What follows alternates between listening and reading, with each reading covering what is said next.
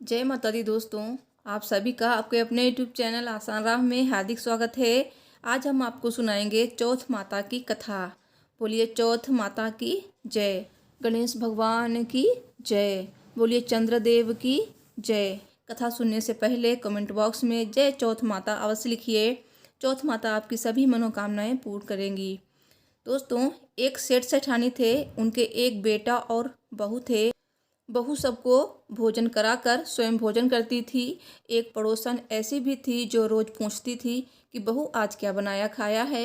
तो बहू कहती ठंडो बासी। एक दिन उसके पति ने ऐसा सुनकर विचार किया कि आज तो पकवान बनाए जाए, फिर देखें कि मेरी पत्नी क्या कहती है।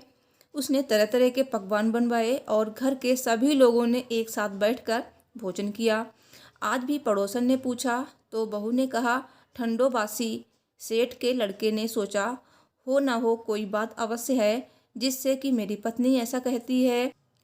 उसने पत्नी से पूछा तुम रोज़ ठंडो बासी खाया ऐसा क्यों कहती हो, जबकि अपन सबने एक साथ बैठकर कई तरह के पकवान खाए।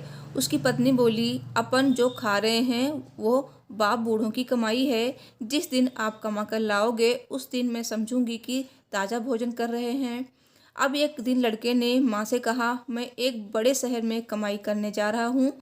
माँ बोली बेटा अपने पास इतना धन है कि खाया नहीं खुटेगा। माँ ने मना करने पर भी बेटे ने स्वयं कमाने का दृढ़ निश्चय कर लिया और जाते समय पत्नी से कहा मैं जब तक कमाकर बहुत सा धन लेकर न आऊँ तुम चूल्हे की आग मत बुझने देना। तो एक दिन चूल्हे की आग बुझ गई तो वो मन ही मन घबराने लगी, कहीं मेरे पति पर संकट तो नहीं आन पड़ा। जल्दी से पड़ोस में से आग लाकर चूल्हे में रख दूं, ऐसा विचार करके पड़ोस में गई। वहाँ पड़ोसन चौथ माता का व्रत पूजन कर रही थी। पड़ोसन ने कहा थोड़ी देर में आकर ले जाना। बहू ने पड़ोसन से पूछा आप ये व्रत क्यों करती हैं, इससे क्या मिलता है। तो पड़ोसन ने कहा चौथ माता के इस व्रत को करने से अन्न लक्ष्मी मिले और अपनी मनोकामना पूरी हो। अब बहू भी चौथ माता का व्रत करने लगी। दीवार पर चौथ माता बनाई। उस दिन घी गुड़ का चूरमा बनाकर रात्रि को चंद्रमा को अर्घ देकर भोजन करती। ऐसा करते करते बहुत दिन हो गए। चौथ माता ने उस बहू के पति को सपना दिया कि साहूकार का बेटा तू जागे कि सोवे, तेरी पत्नी बहुत याद कर रही है, घर जाकर उसकी चिंता मिटा। तू दुकान खोलकर कंकु केसर का पगल्या बना के बैठ जाना, आज तेरा हिसाब किताब चुकता हो जाएगा। अब तो चौथ माता ने जैसा कहा था वैसा ही हुआ। उसके घर जाने की तैयारी की और गाड़ी भर के धन दौलत लेकर चल दिया। रास्ते में एक बड़ा सा काला नाग फन फैलाए बैठ गया और कहने लगा कि आज तो मैं तुझे डसूंगा, छोड़ूंगा नहीं, आज तेरी आयु पूरी हो गई है। लड़के ने कहा कि आज चौथ माता ने मुझे सपना दिया तो मैं पत्नी से मिलने घर जा रहा हूँ। वहाँ मेरी पत्नी बहुत चिंता कर रही है, मैं उससे मिलकर ज़रूर आऊँगा, तब तुम मुझे डस लेना। नाग ने कहा तुम शपथ पूर्वक कहकर जाओ तो मैं तुम्हें जाने दूंगा, परंतु लौट कर नहीं आए तो तुम्हारे घर आकर मैं तुम्हें डस लूँगा। इस प्रकार सर्व को वचन देकर वो अपने घर पहुँचा।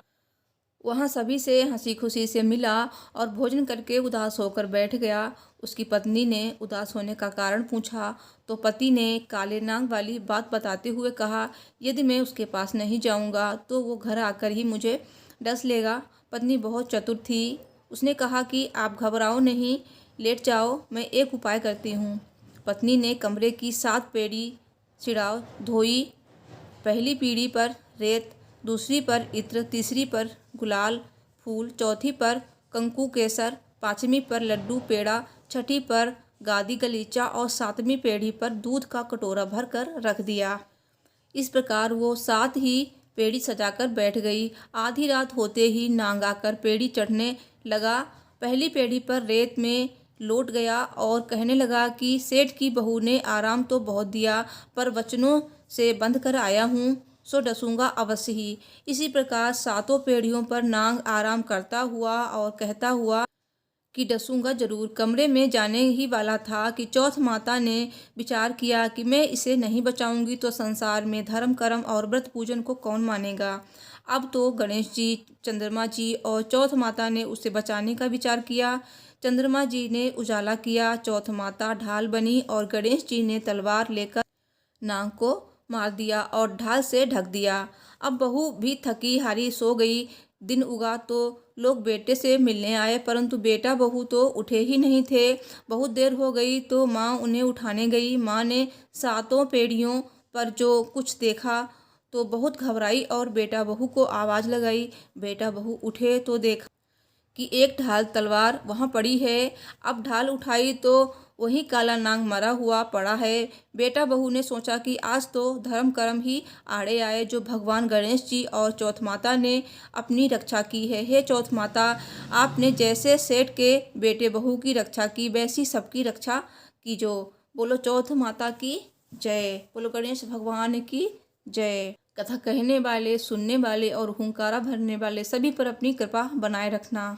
दोस्तों, मुझे उम्मीद है मेरी वीडियो आपको पसंद आई हो, तो प्लीज़ वीडियो को लाइक शेयर करें और मेरे चैनल को सब्सक्राइब करना ना भूलें। मिलती हूँ नेक्स्ट वीडियो में। Thanks for watching. हर हर महादेव। जय माता दी।